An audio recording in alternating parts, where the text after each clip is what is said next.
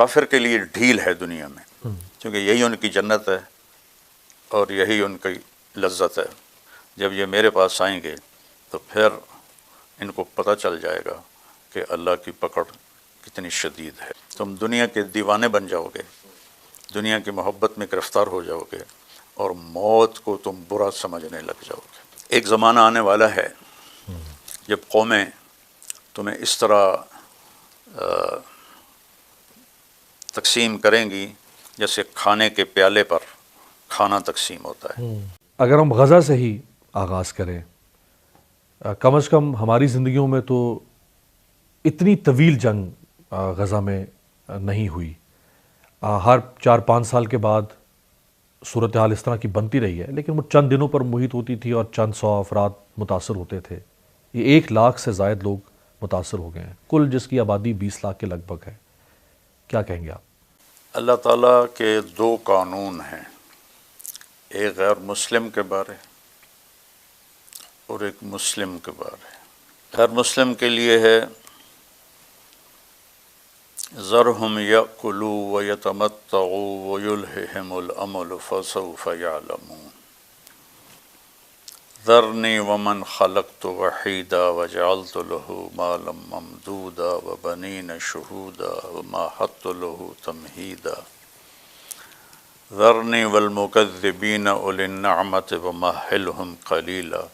ایسی کئی آیات ہیں، میں نے صرف 3 آیات آپ کے سامنے پیش کی کہ اللہ اپنے نبی کو تسلی دیتے ہوئے فرماتے ہیں کہ آپ ان کو موج مستی کرنے دیں، یہ دنیا میں زہرت الحیات الدنیا، یہ دنیا کی کچھ رونق ہے جو ہم نے ان کو دی ہے، جب یہ میرے پاس آئیں گے تو پھر ان کو پتہ چل جائے گا کہ اللہ کی پکڑ کتنی شدید ہے۔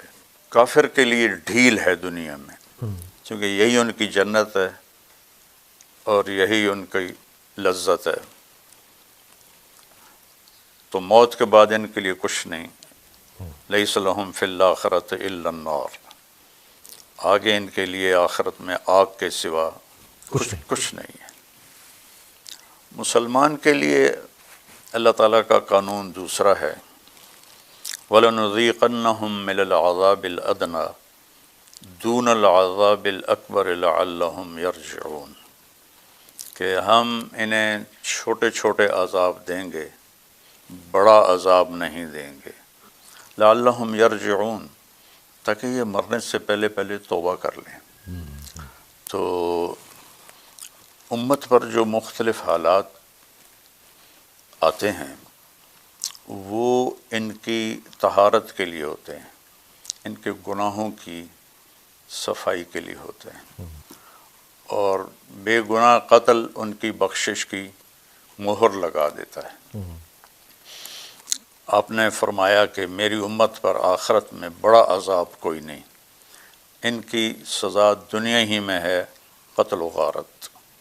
چنگیز خان نے 2 کروڑ مسلمان ذبح کر دی، تیمور کم بخت مسلمان تھا، لیکن مسلمان ہو کے اس کم بخت نے اپنے دادے کی روایت کو زندہ کیا اور 2 کروڑ مسلمان ذبح کر دیے، تھوڑے سے اس میں ہوں گے غیر مسلم۔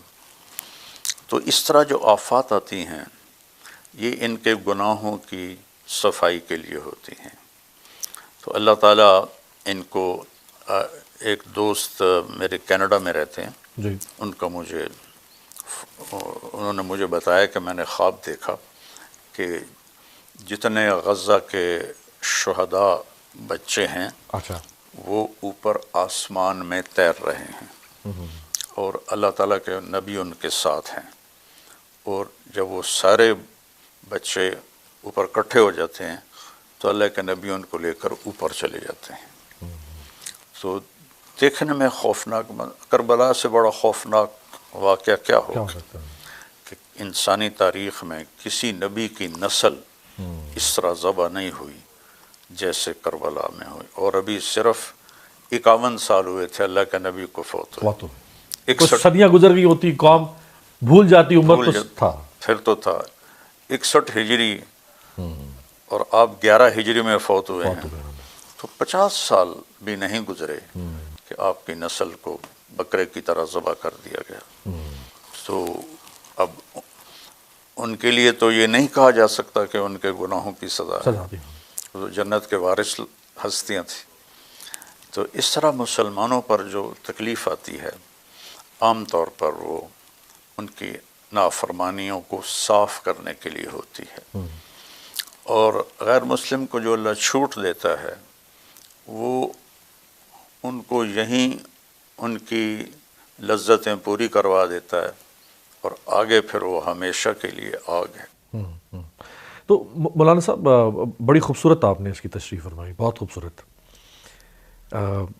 لیکن جس دور میں ہم جی رہے ہوں اس دور میں اگر ظلم ہو رہا ہو اس طرح کا، اور مسلمان طاقتیں ہوں، 56 اسلامی ملک ہوں، ایک سے بڑھ کر ایک ترم خان ملک ہو، کسی کے پاس تیل کی دولت، کسی کے پاس کوئی اور دولت، اور وہ کچھ نہ کر پائیں، اس پہ کیا فرمائیں گے؟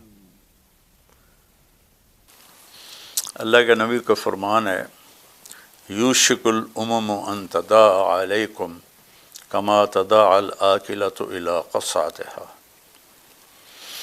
ایک زمانہ آنے والا ہے جب قومیں تمہیں اس طرح تقسیم کریں گی جیسے کھانے کے پیالے پر کھانا تقسیم ہوتا ہے۔ عرب میں دستور ہے سب کٹھے کھاتے ہیں بڑے بڑے تھالوں میں، اب بھی وہ دستور ہے کہ بڑے تھال ہوتے ہیں اس میں سارے کٹھے، آؤ بھائی آؤ بھائی، تعال تعال، تو کہا تمہارے ساتھ یہ حشر ہونے والا ہے۔ تو صحابہ نے پوچھا اب من قلت نحن یومئذ یا رسول اللہ، یا رسول اللہ کیا ہم بہت تھوڑے ہو جائیں گے اس وقت؟ تو آپ نے فرمایا لا بل انتم یومئذ الکثیر، تم بہت زیادہ ہو گئے، ولکنکم غثاء کغثاء السیل، تم سیلاب کی جھاگ کی طرح ہو گئے، وَلَيَنزِعَنَّ اللَّهُ مِن صُدُورِ عَدُوِّكُمُ الْمَهَابَةَ مِنْكُمْ، اور اللہ دشمن کے دلوں سے تمہارا رعب نکال دے گا۔ آپ نے کہا نُصِرْتُ بِالرُّعْبِ مَسِيرَةَ الشَّهْرِ، ایک تو منظر کشی ہماری ہی لگ رہی ہے، اس لیے تو یہ حدیث یاد آئی، یہ تو ہمارا ہی نقشہ بیان ہو رہا ہے۔